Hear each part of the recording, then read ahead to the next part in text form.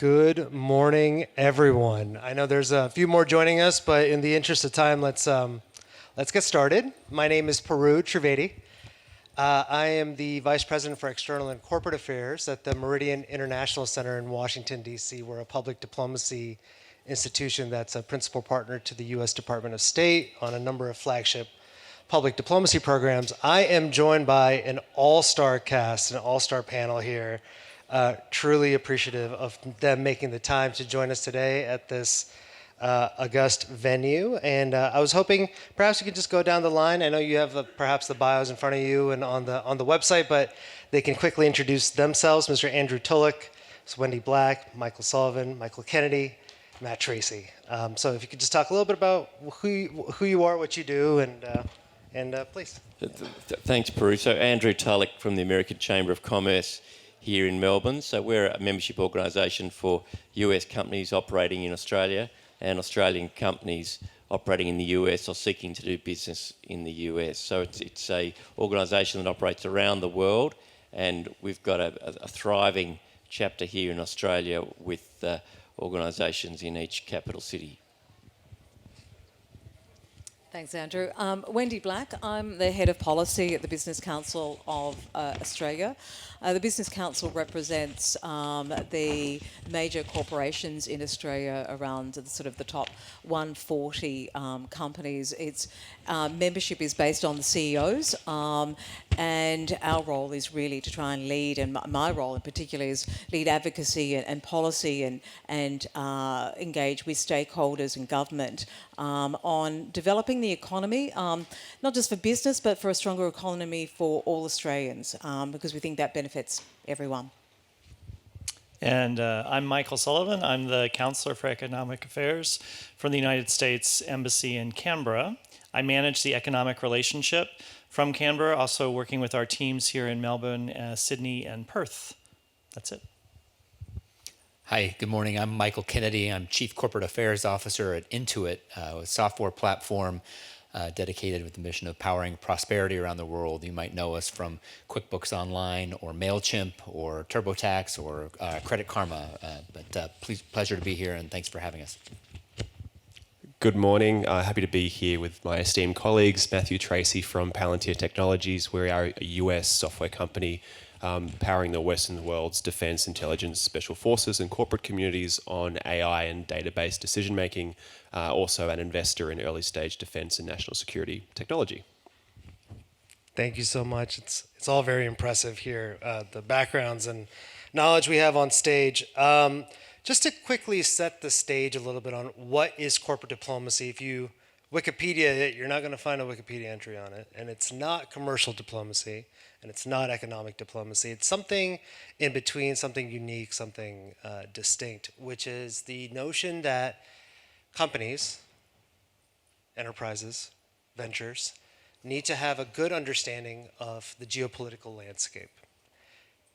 In 2023, for any company that's looking to sell beyond its borders, to operate beyond its borders, it's imperative for companies and enterprises to have their own foreign policy. And to execute that foreign policy, you need to have executives in your company who are able to speak and act and think and react and negotiate like diplomats do. So it's really applying the skills of diplomacy in the private sector and corporate context. And corporate is a loose term, really, meaning enterprise and any kind of business venture. So I thought I'd set that stage and kick us off with a little bit of a question for each of you, which is, in your mind, how has the presence of the private sector in international affairs changed over the last 20 years? And we can move the mics around, or I'll start with Wendy. Oh, thank you. I'm more than happy to kick off.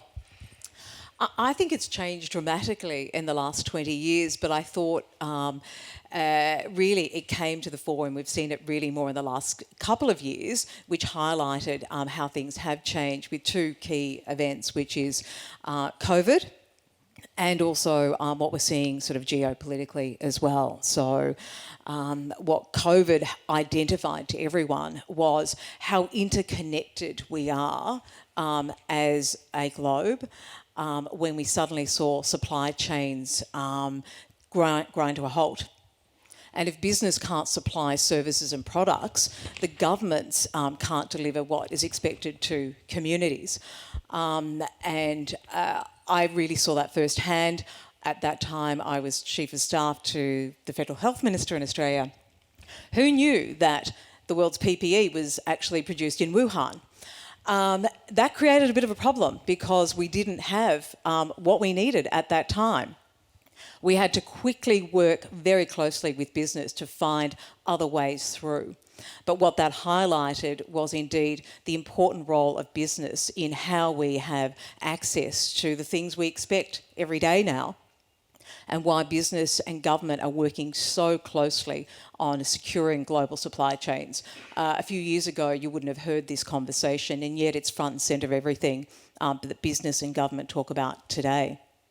And then, of course, particularly from Australian context, about how do we deal with some of the challenges in our region. And certainly from a Business Council perspective, our members are looking at how they diversify their markets. As an example, we're very engaged on the Southeast Asian strategy that the government has done. We recently were at the B20 and working very closely with India. Our new CEO was just over in Jakarta at ASEAN.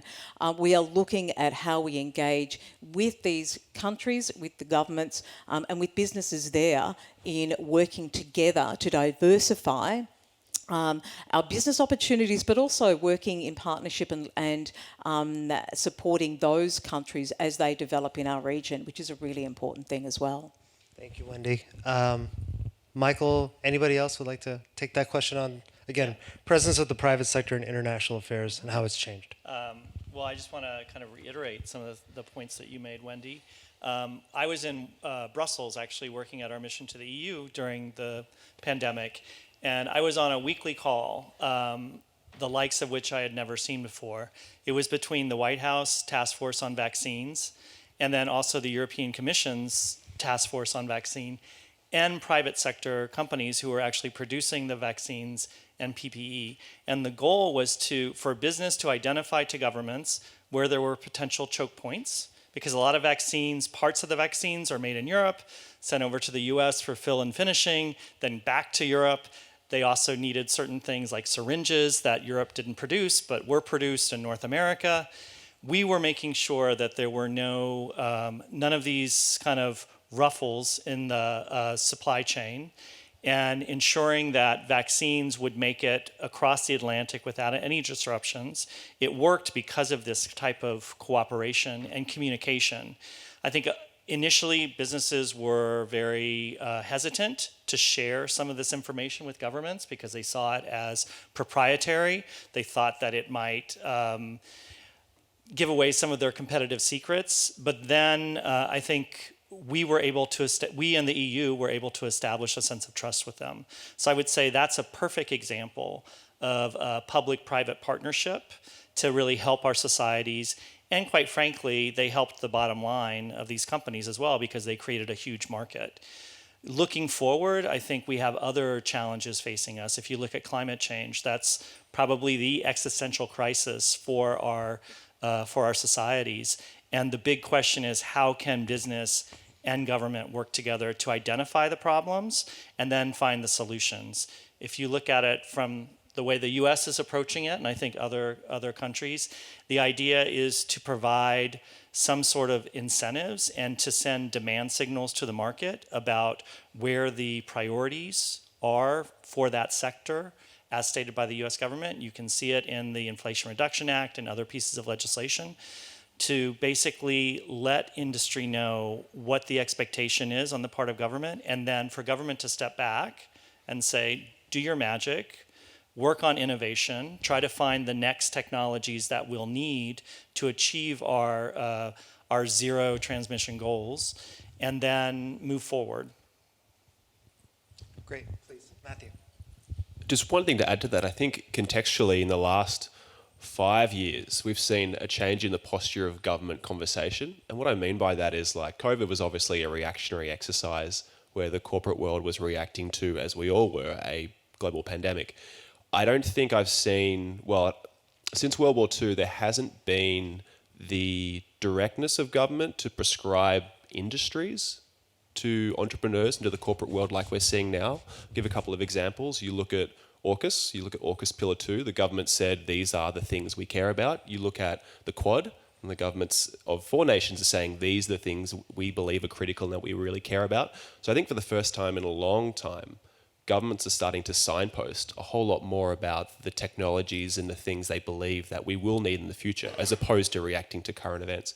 So I think the challenge for entrepreneurs is, how do you pick up that signal? How do you pick up the signal from government on the things they are saying are going to be important, and how do you integrate yourself in that conversation? Because governments are also looking for policy to be more to be developed more by co-design now as well. I think they're open to that conversation around, for these advanced areas of technology, we don't have all the answers. What should it look like? And so I think that's one lesson for entrepreneurs.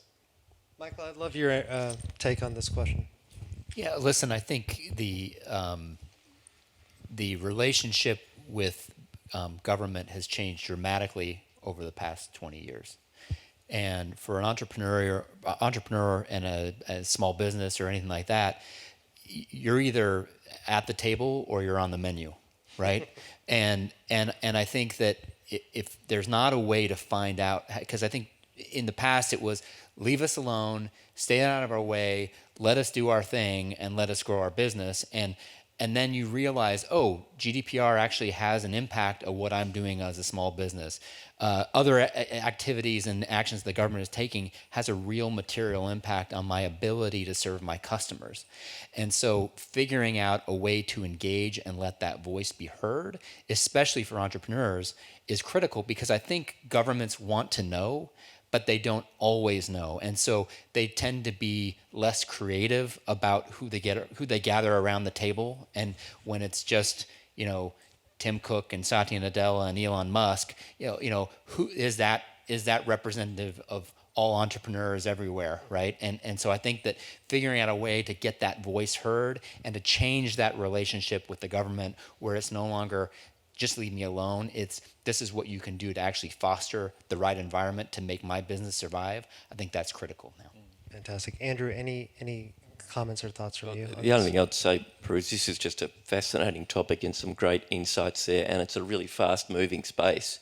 I mean, 20 years ago, most of trade was traditional import and export, but now most of trade is actually within corporations and, global supply chains. Has all sorts of implications for what we're talking about. And as Wendy said, COVID really brought that to light, because if you weren't in touch with the local government in the community that you operate, you were going to be sidelined, or you were going to unintentionally impact your business. So this has changed just dramatically, and I don't think it's yet settled down post-COVID, but I think people realise now that focusing on this space is an important, prudent part of management in corporates. Fabulous. Just sometimes I get asked questions about trends in diplomacy, what I see in Washington, D.C. And what I've noticed since 2019, even in the previous administration under President Trump, is that countries have been increasingly sending ambassadors to Washington who have a private sector focus, that understand how to make deals and how to attract FDI for their countries. And it's no longer seen as a nice to have, it's a need to have qualification for a lot of the ambassadors that are getting posted in Washington. Is they are there to help rebuild their country after COVID, help attract U.S. investment. They are way more open to having bilaterals with companies, with entrepreneurs, with folks who are looking to create jobs in their countries. And so that's a trend that I've also noticed in the last couple of years, which is interesting. My next question for the group is, what are some of the key challenges that entrepreneurs face in Australia, and what kind of support can your institutions offer to them?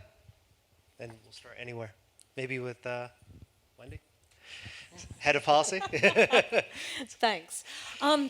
Look, as I said, we represent the largest corporations in Australia, but they can't work unless the smaller ones do as well, because they're reliant on them. And, you know, we always hope that it's the entrepreneurs of today who'll be our members of the future.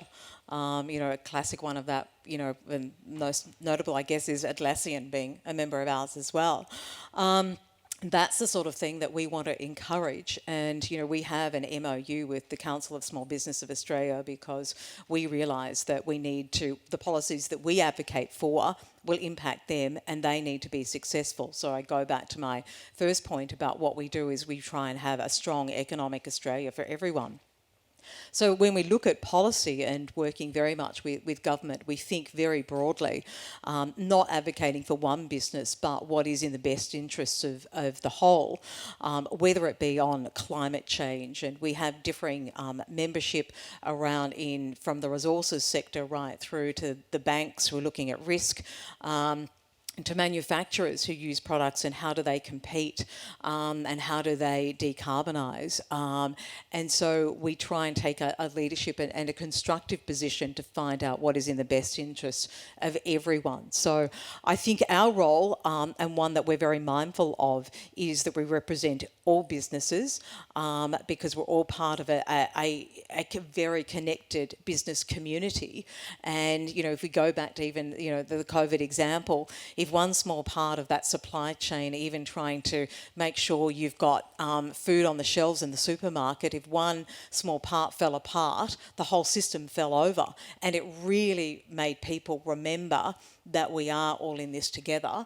And that, I think, is, you know, let's take a positive out of the pandemic. I think that connectedness is an awareness of it, and building those relationships has been a positive. Matthew, I'd love to pick your brain. You are an entrepreneur, correct? Sure. Yeah. Yeah. You're in the VC space as well as being with Palantir. Talk a little bit about your landscape here. Talent. That you see. Talent. There's a really easy answer to this question, which is what can the government do to assist entrepreneurs? It's talent on two fronts. Firstly, Australia doesn't have an innovation problem, it has an execution problem. We have no problem coming up with ideas. We have no problem thinking about what should be. The challenge we have is we don't have a large talent base of people with large-scale execution experience taking it from a startup to a scale-up to a global company.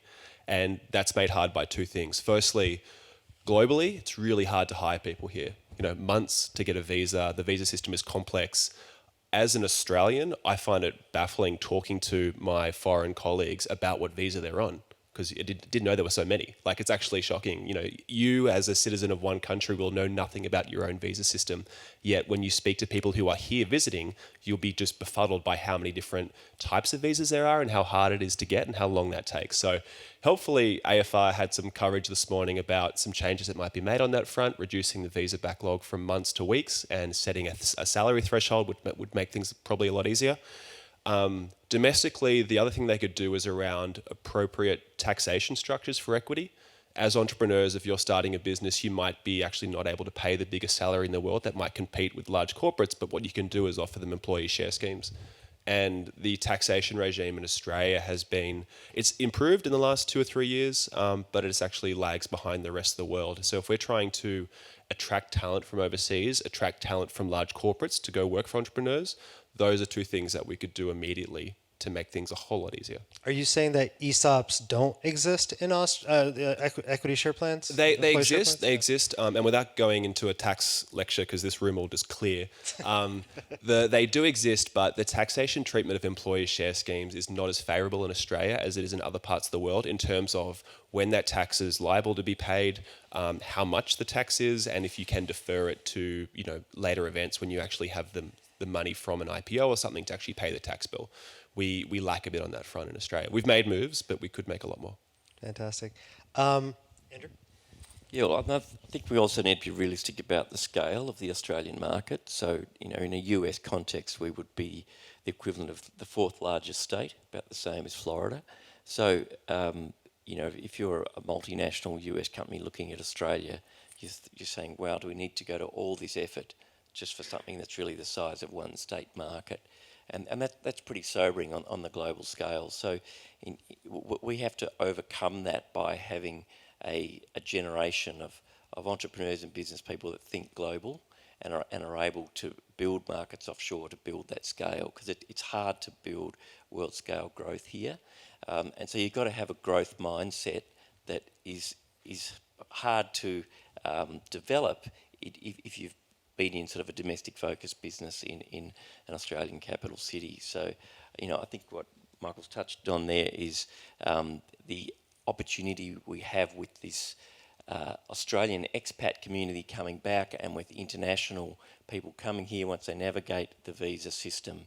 I think that's how we start to change the gene pool here and get this growth mindset into Australian business, have it faster to achieve international scale, and I think that's when we're going to see real success. That's fantastic. Michael, I'm curious about the U.S. government. I know you're in the econ section. Curious about the kind of support that you provide, or just your general take on the entrepreneurial landscape, the U.S.-Australia entrepreneurship corridor, and ways in which the State Department and other arms of the government can help. Well, one, I would say that actually the business-to-business ties between the U.S. and Australia are quite strong for a number of reasons. I think there's a understanding based by almost the similar language, similar culture, similar legal system, all these sorts of things. But if there are challenges that companies find, then I really think the big thing for you to do is to raise them with government representatives. The U.S. government and the Australian government often do stakeholder engagement with business communities around large, either bilateral or multilateral meetings. The Prime Minister, as you probably know, is going to Washington next month for an official visit. I believe the Australian government is planning some sort of business engagement around that. Those are opportunities to raise concerns, also to identify ways to streamline the process for visas or for other ways of strengthening these business-to-business ties. And then I would also say the U.S. and Australia have a free trade agreement, but there are sometimes points of friction. Business should raise those points of friction with either government, either the Australian government if you're an Australian company, the US government if you're a US-based company, and then we can use the mechanisms in these international agreements to try to resolve any problems that there might be. Fantastic. Michael Kennedy, curious about your thoughts on small business and entrepreneurship in the Intuit context and your own personal context as well. Yeah, listen, we have I think the largest small business network in the world, about 10 million globally. And so we get a lot of data from that and understanding from that. And so what we've seen is, and this is not a surprise to anybody in this room, is that 50% of small businesses fail within the first 5 years. And so what are the things you can do? What are the tools you can give in order to increase that survivability rate and do those things? And I think, unfortunately, a lot of the trends that are happening now in technology and other things like that are kind of tilted to favor big corporations, investing in AI, and who's not an AI company? The sandwich shop down the street from where our office is was like AI sandwich making, and I was like, okay, all right, fine, perfect. And so, who's not an AI company now? But how do you take some of these tools and enable the leveling of the playing field for small businesses, for entrepreneurs to go and compete against some of these giants that are pouring millions and millions of dollars, billions of dollars into these technologies, so that they don't just, the big get bigger and the small have that survivability rate that is difficult. And so how do we take these tools, put the CFO in your pocket, the marketing department in your pocket, all these things that can be done and assisted, and be able to kind of provide those tools that increase the survivability. And that's what we're focused on. And I think, again, governments need and want to hear that perspective of, this is how AI, this is how this technology, this is how data, this is how all these things can impact me, and giving that access, expanding it open, and cracking open that ecosystem is going to be really important for that survivability rate. I agree. There's a lot of emphasis placed on the blue chip Fortune 100s, what they think and what their needs are, and their access to capital and their reach and their breadth is so different than what how an entrepreneur thinks and what a startup, whether you're a stealth mode or you're a Series D, it's different. And I feel like that voice is often overlooked. And so that's kind of what we're trying to explore here today is a little bit of how can we get those voices a little bit more raised up in these government fora? And Wendy, I'm curious about your experience in the Australian Parliament, what you see now with BCA, and just your Look, I think it is a challenge because for the smaller entrepreneurs, they don't have that capacity to have all those resources there to be able to do the work that we do. Which is why I stress that we are very alert to being the importance of that whole ecosystem, and that when we are advocating on policy, that we need to be alert to those issues. And we've been very engaged with the government and the minister on what they're looking at on the issue of migration and making those visas simpler for people to come in, because and we know that Australia is uncompetitive and we can't get the skills and talent that we need, whether you are a small entrepreneur wanting to get some extra skills in to get to the next stage, or you're a large corporation. And we're very hopeful that they're heading in the right direction in that regard. So I think it is for us to be alert to those issues. I'm not representing every small business out there, but it's certainly in my mind when I'm having those conversations about how the government is refocusing its agenda on skills through the Jobs and Skills Australia, whether it's even on the global stage, and how we're having those conversations internationally. How does that support both the large and the small business? So it is in our mind and in our thinking when we're advocating on many of these policy areas, how it flows through the whole system. Fantastic. I have a question that I want to pose to Mr. Sullivan and Mr. Tracy, which is, what are the tools the U.S. government has available to stimulate further investment in the development of critical technologies? Obviously, this is a major factor in all of our sort of new bilateral, trilateral agreements, AUKUS and the Quad and all that stuff. Curious about your thoughts on how both our countries can work together to figure out crack this nut. Well, the Biden administration has been very focused on this, as you well know. I think most people are familiar with the Inflation Reduction Act, but it's actually part of a troika of legislation. There's also the Infrastructure and Jobs Act and the CHIPS Act, and together, all three are designed to really send a very strong demand signal to the private sector about where the U.S. government thinks critical technologies are going, to funnel up more than $1 trillion into this sector. Hopefully that should catalyze, I believe the projection now is like over $13 trillion of private sector investment, and lead to the development of critical technologies for the clean energy future. On the AUKUS side, I think we're really just at the beginning of this journey. You've probably seen there's a lot of figures bandied about how much AUKUS is going to cost. I think the actual fact of the matter is no one knows, because you're looking at a program projected over 20, 30 years. So we can only estimate, but we can also only estimate what the impact is going to have on the development of the ecosystem in Australia. I think AUKUS is an incredible opportunity for Australian businesses, if they find a niche, to get into the global defense supply chain. The U.S. government is by far the largest spender in this space, and it provides an opportunity of partnering with the American government and getting in, developing this sector, and then providing further export opportunities for Australian firms. Fantastic. Matt, talk to me a little bit about the Quad Futures Fund and what you see in this landscape, just encouraging investment in these critical technology areas. Sure. As I was sort of saying before, many governments are starting to signpost more about what these emerging technologies they want to encourage investment in are, and I think that's obviously very positive. There has been a few examples, and I think there will continue to be examples where government will do more than just signposting. So what private capital and entrepreneurs are really good at is directing energy and funds towards particular projects. What government is really good at is signaling what those projects might or ought to be. And then they can even go further. So there's an example that I like to speak about, which is when Telstra, an Australian telecommunications company, acquired with private equity the assets of Digicel, which was another telco in the Pacific.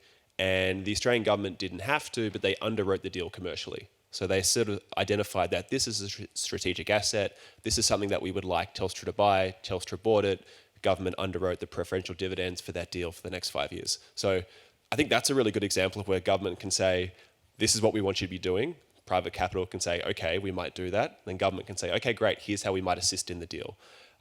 There are groups, and AUKUS is a great example. AUKUS is defense, obviously mostly entirely defense, but other groups like the Quad, which is India, Japan, Australia, and the United States, those 9 critical technologies that the Quad leaders have identified is interesting because what we're seeing is the emergence of groups around private capital related to the Quad. So one of them is the Quad Investors Network. Disclaimer, I'm an advisor of the Quad Investors Network, but the Quad Investors Network is a way for private capital to mobilize around those same critical areas of technology. And I think we'll start to see more things like the Digicel acquisition underwritten by government.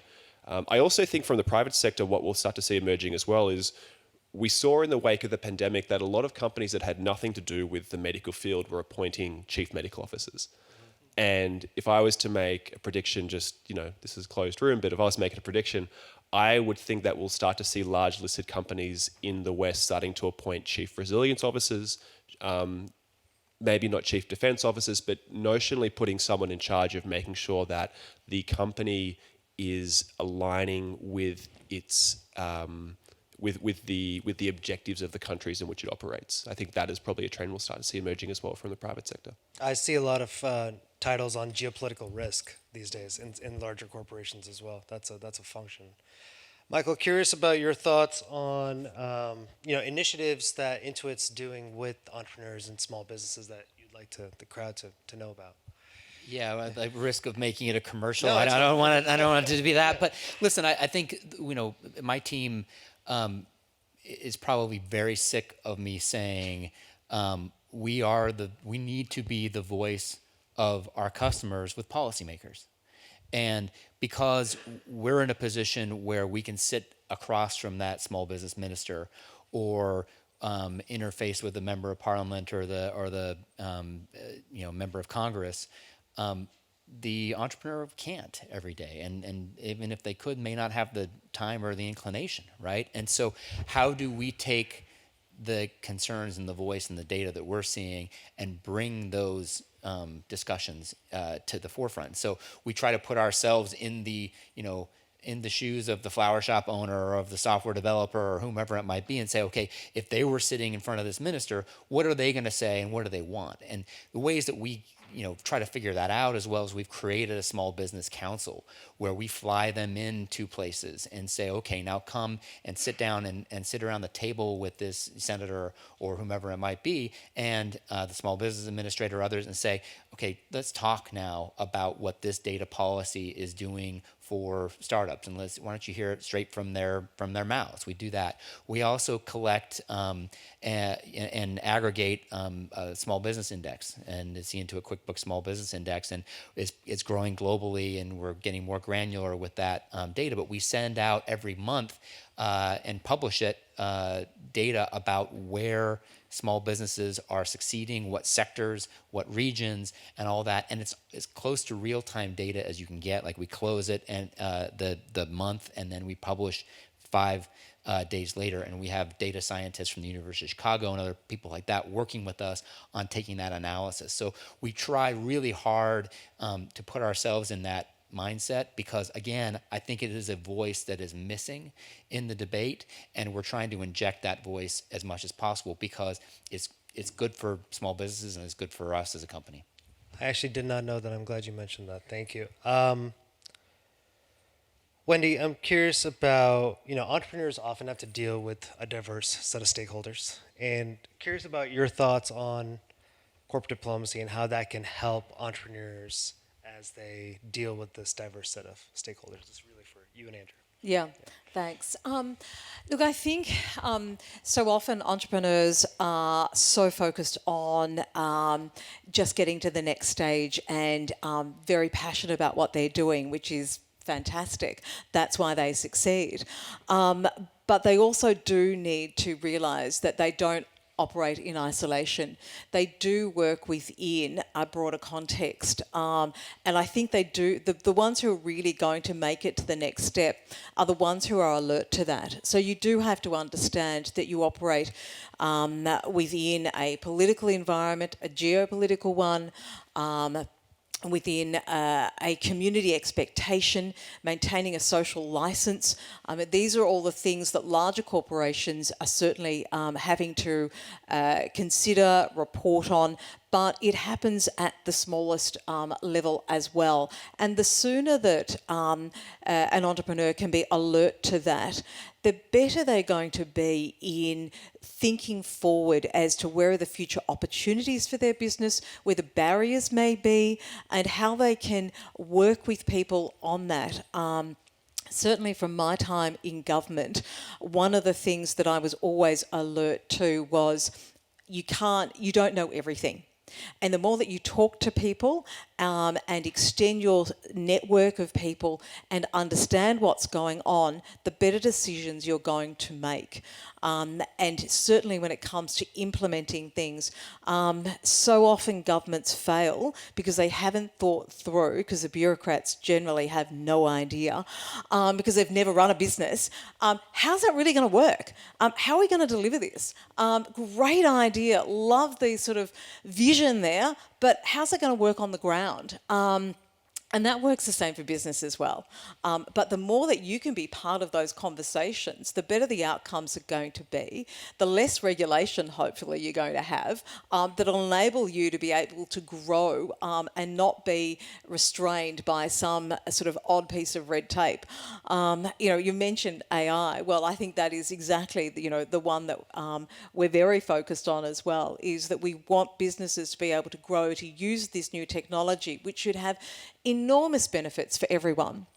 But we have to be alert to there can be some risks. But how do we work with government? How do we work with the community on taking that forward rather than it being seen only in a negative context where you have government ministers saying, well, I'm going to not allow AI to take anyone's jobs.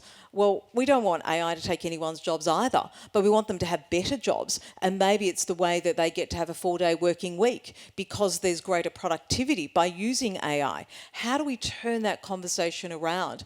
And I think it's having entrepreneurs as part of that conversation who think big, who have new ideas to challenge the way that others are thinking, that are going to be essential to, I guess, the future industries and where we need to go into the future and make the best of all these new technologies. Andrew, as a former entrepreneur yourself and now in this leadership capacity with a big trade association, curious for your thoughts on that question. Yeah, thanks, Peru. And I think Wendy's touched on some really important points there. I mean, there's a phrase, the best time to repair your roof is when the sun is shining, not in the middle of a rainstorm. And, I think that applies exactly to this, that you want to be talking to government proactively ahead of time, not when you've got a problem and you need them to bail you out of some situation. And I think, as Wendy said, the government is actually interested in hearing, from the coalface, how are things impacting the economy at the real business end. But a lot of companies don't think their opinion has much to offer and they don't know how to insert it into the conversation. But in fact, this is what the MPs need to hear. And particularly, as Wendy said, about risk. If we all focus on risk, we're not going to do anything.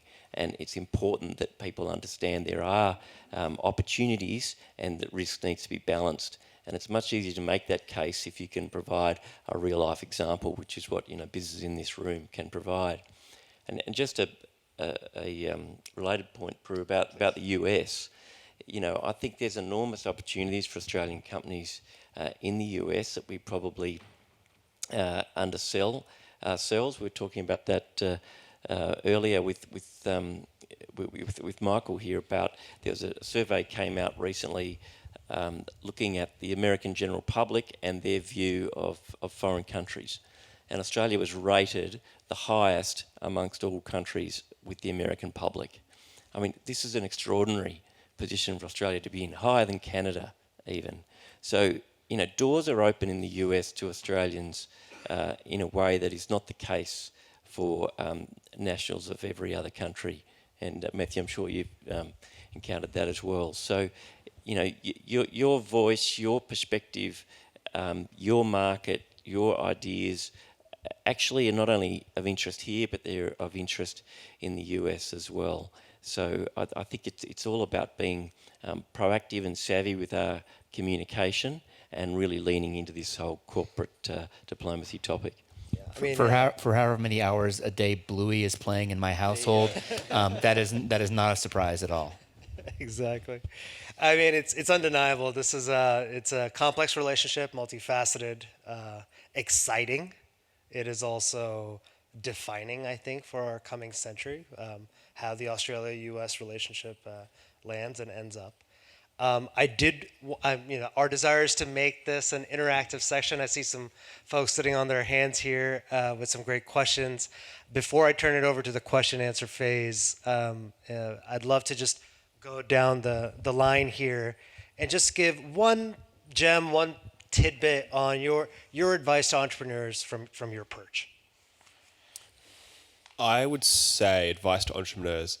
I'd say in terms of engaging with government and having a diplomatic posture, don't be seduced by the person in charge of the portfolio you think is relevant. Go to your local member. You'd be surprised at how engaged local members or local representatives can be if they find out here is an entrepreneur who is vocal, employing people in my area. That is a great way to actually get a lot of meaningful traction, as opposed to going to, the Minister for Cyber, because I'm a cyber company. Like, I just say, don't ignore the local politics first. That's great advice. I just to key off that, first of all, thank you for doing what you do. It is so important to the global economy, global environment, the competitive landscape, and innovation. So thank you, and I know how hard it is. But I think, and similarly, making your voice heard is important. And I think a local representative knowing that you can participate either by voting for that person or being that voice for the people they represent, I think is super important. And so make that voice heard either through direct advocacy, direct contact, or find a group or organization that can carry that voice. And the more, it's like everything else in life, the more you show up, the more impact you'll have, and you'd be surprised about how impactful your voice can have. Was it 50% of the game is just showing up?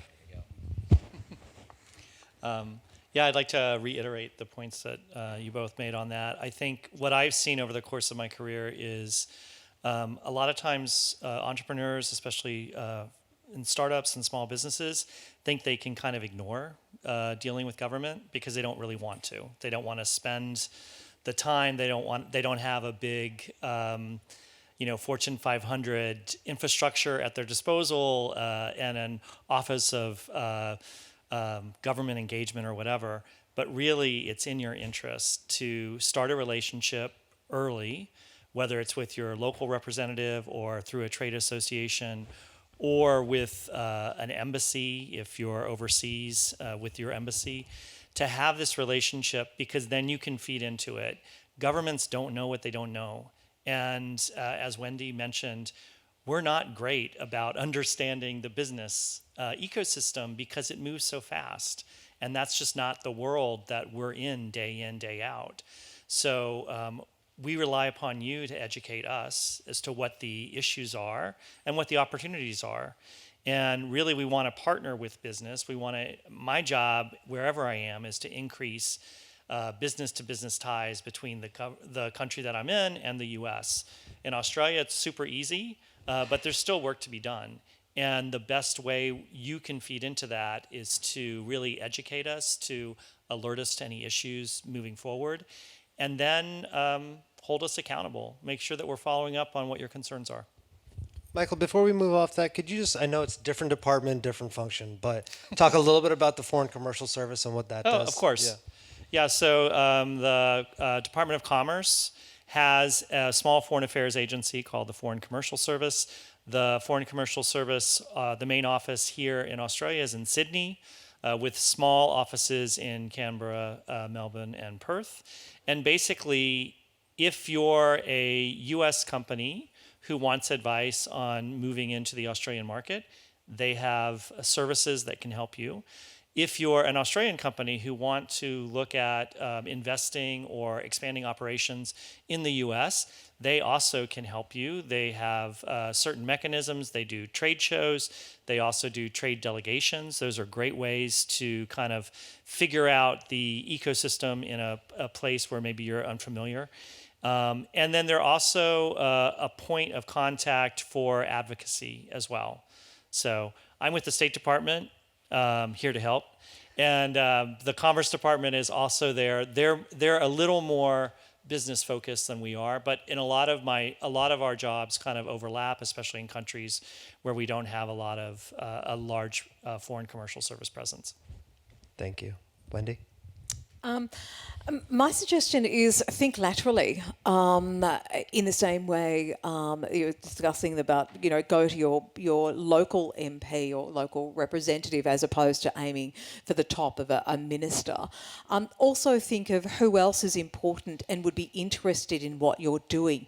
If you're working on something that is in the clean technology space, go and talk to some of the groups who will be interested in that because they're looking for solutions. So go and talk to, in Australia, it'd be, Australian Conservation Foundation, WWF. Those organisations are always keen to hear the new ideas, and then they can amplify your voice. So they are a way of getting, and they have those connections. They're talking to ministers, they're at the higher level as well, and then they can spread the word about what you're doing. But also, it's not always just about you, hate to say it, but your idea is great, but what is the benefit to others? So I guess, that's the principle that we operate on as well. We try and advocate not for a single business, but for the broader good. And I think also when you're talking about what you're doing is what is the broader benefit that it is going to provide, and therefore why would I be interested in what you're doing? I'm not going to sell just one business. I'm going to sell something that is broader, that there's going to benefit for my community out of some new idea that's coming ahead. So always think from what's in it for the other people, not just you, because then they become an advocate because they see I've got something else here that is of value and I have a reason there to promote, to get on the agenda of these people and to make sure that they succeed, because then we all succeed. Mutual self-interest. Yeah. Look, my suggestion would be just to consider the opportunities of engaging with the expat community. If you look at, a lot of the challenges we've talked about today, it's around commercialisation, it's about embracing risk, it's about understanding world's best practice, dealing with competitors and entering international markets. It's very hard to do that if you've never done it before, but there's over 1 million Australians living outside the country. Many of them are working in Fortune 500 companies, in A-class organisations with world-class experience. And they almost all have a soft spot for Australia and a willingness to help sort of up-and-coming Australian entrepreneurs. Now, you might be able to just connect with someone on LinkedIn who becomes a bit of a business mentor for you. They might even become an angel investor. Many of these people have high net worth, are prepared to, invest in things that are of interest to them. And of course, for bigger scale-up companies, if you really want to elevate your business to the next level, to not only develop a business plan, but adjust that business plan to world events and market conditions. If you can stretch yourself to hire an expat who returns, comes back here, brings all his networks, brings all his relationships, and he can take or she can take your business to the next level, there are literally thousands of people overseas looking for that opportunity to come home if they can find the opportunity that's of interest to them. So this is just a latent opportunity. We're very lucky to have all these expats out there, but it's a challenge to us to actually reach out to them and start those connections. It's great advice. Would love to move to questions from the audience, and I encourage you not to be shy. And I will, please, in the front. Yeah. I really love to hear from Kennedy and Matthew about what yesterday in the panel they said that government moves so slow, but corporates move so fast. So how do you both navigate that pace within your own organization? If I could ask you to stand and introduce yourself. Okay. Yeah. I'm Veronica, I'm from Sydney. I'm a high performance coach. I work with people in the States as well as in Sydney, so that's why I'm so fascinated by this topic. But I'm really interested in your perspectives of the pace in which your corporations operate and then government kind of bridge that gap. Fantastic. Thank you. Yeah, so the question was, how do corporations who generally move very quickly deal with governments who don't always move very quickly? And I think one of the nuances of government is that they don't do anything until they do something, right? And there's a lot of hurry up and wait, and then all of a sudden you've got a law or you've got a regulation or something that's there. And so by realizing too late that, GDPR exists, how can't we change that? It's, well, that's probably, that's too late by that moment. So I think constant engagement and constant education is there, and that governments, that you have very earnest, honest people who are working to do the right thing generally and have a constituency and are trying to do those things. How do they hear that voice, and how do you work within that? And yes, it can be very frustrating for a CEO to say, yeah, but we should just change that. Can't you just get that law changed, or can't you get that regulation changed? And kind of the education process of what that means and how long that goes. But it is that constant engagement. And I think what we try to explain is that you have to really reach your hand out in friendship before you reach it out for help, right? And so make friends before you need friends, and the same thing, like fix the roof while the sun is shining. So I think constant engagement, constant education, both on the inside and outside, and having people inside the organization know what you're doing, why you're doing it, and hear their priorities, so that if you have 5 arrows in your quiver, you're landing them on the 5 targets that the business actually wants you to land them on. Excellent. Please. Disclaimer, this is not the policy of anyone that I work for, but I would say another way to say this, or another way to approach the topic, is like the move fast and break things. Like government and corporations are different. They are different. They shouldn't maybe need to move at the same speed. And a lot of the time, moving too fast, if you're a corporate, provides positive signal to government. Like I recall back in the day when UberX was illegal in Sydney, and you'd be fined or drivers would be fined for using it, but now it's ubiquitous. There is sometimes, and I'm not advocating this as a strategy, I'm just identifying it as one, there is sometimes virtue in moving fast as providing a signal to government. But I would agree with Michael on that constant engagement throughout the process, if you have those relationships, is useful to both sides. And I would just say also, like, don't underestimate glacial pace, right? Even though things move at a glacial pace, like a glacier still carves a canyon, right? And so how do you recognize the trends and the vectors of that glacier, right? And if you may not be able to change the total direction of it, but you may be able to influence it, but recognize that it is carving a canyon, and understand what that canyon is going to mean for your organization. Fabulous. More questions, please? Yes, right in the front. So we've talked a lot about the different being able to provide the government being able to provide the market signals for what they require, and I just want to understand, what are those potential mechanisms? Is there a single source of truth specifically for the Australian government and entrepreneurs and incubators in Australia where they can communicate, and likewise be able to share, these are our resources and talents currently, what's useful to your government? So being able to, what is that mechanism? It's an excellent question. No, there's not. There's no single sort of truth and a pathway through to engage with government. It is understanding how it all works, really. And I think I would say in Australia, the current government is actually quite interested in actually having much more engagement and opening the door. As an example, we've actually got a round table tomorrow with the finance minister, but she's also the minister, Katie Gallagher, for the public service, and is driving a big reform there, trying to engage with business about how do we actually connect in better, how do we educate the public service so they understand what is needed, how do they access some of the great data that business has, which is far quicker than some of the government departments have, and I think that's opening the door for that to happen. So I think it doesn't exist at the moment, but I think there's opportunities and there's a willingness from government to do that, to make it easier. Andrew, Michael, any thoughts you want to add to that? I think just reiterating what we've said before, very few governments have one single point. You really need to, as some people have said, establish relationships, work those relationships throughout, and also have conversations about what your concerns are. Take advantage of all the mechanisms that are out there for engagement with business.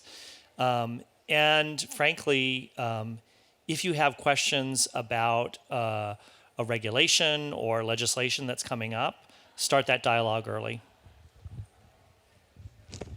The only thing I'd add is governments love having suppliers being small business. That's obviously a great, public interest story, but they're also very concerned about risk, and so they tend to go for big companies. So one opportunity is partnering, and if you can get involved with a larger organisation that can bring you into a deal, that can be a way to get a foothold.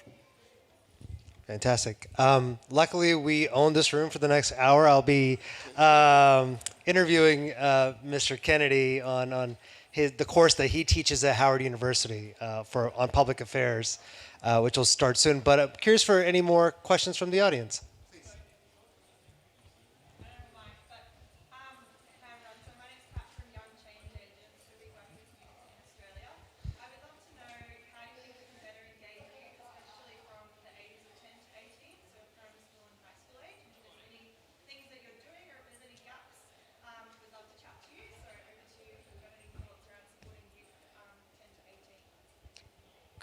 Great question.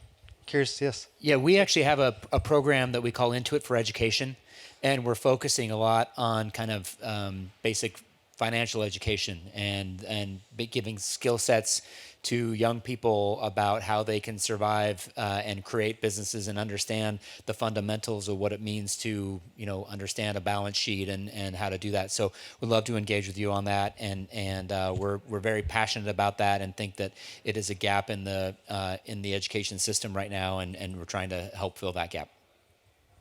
Palantir, anything? I'm curious, the one thing I wish there was, like what Intuit's doing for finance, I wish there was something on civics. I think that's really like the need of the hour these days is a better understanding of civic and civic engagement. Any other thoughts? If not, we'll move on to another question. Anybody else? I know Dane is dying to ask a question. I'm going to go to him. You're my ringer. I'll go back to one of the previous questions. So yesterday in the ministerial session, we heard a lot about scale-up firms. So firms that are just hitting that growth curve, they might have might be going from 10 to 50, 50 to 100, 100 to 500, whatever it is. Coincidentally, started Genome and Jen just today released a report on scale-up firms. So this is a topic around the conference today. So you talked about your advice for entrepreneurs, but like specifically for those scale-up firms who they may not have even hired like a director of HR yet. So like for this topic, like do they hire a government affairs person? Do they hire a corporate diplomat? Like what specifically like should they do? They've hit it, they know they're in the scaling phase, like how do they implement this? I knew you'd come with the heat. Sullivan, Tracy? Listen, what I would say is it needs to be on the roadmap. And I think the earlier a scale-up firm recognizes the impact that government can have on their business, the better they'll be. And so whether they say to the GC, hey, figure out how we're going to be interfacing on this, or if they hire somebody to do that, or a lot of times you can hire an outside consultant to help you with those issues, and kind of it's like hiring outside counsel for anything else. And you wouldn't write contracts or do a lot of the things you're doing without outside counsel for lawyers. I think similarly with government, you need to be thinking about how can government really impact my ability to scale either negatively or positively. And so putting that on the radar screen early and making sure that from the CEO down, and it's not just hey, make sure that the HR is thinking about that, but that this is part of the strategy, that the board is thinking about it, all those things. The earlier that gets recognized, the faster and more nimble you'll be. Yeah, I'll just add to that and say that the key thing for a scale-up is having a plan that you can quickly change. Okay, you've got to be versatile because events are going to change that you didn't anticipate when you sort of wrote it in isolation. But obviously you can't change all the time, you just go sideways. So it's that judgment of, is this event I've identified something that means I should change my plan or not?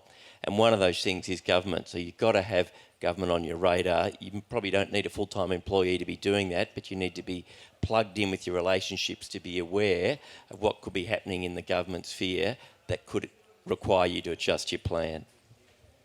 Matt? Yeah, super quickly. If you're supplying to government or in a regulated industry, maybe. If not, look at like the Business Council of Australia, look at the Tech Council of Australia, look at groups that are ready to advocate for you if you need. That's my very simple answer. More questions, please.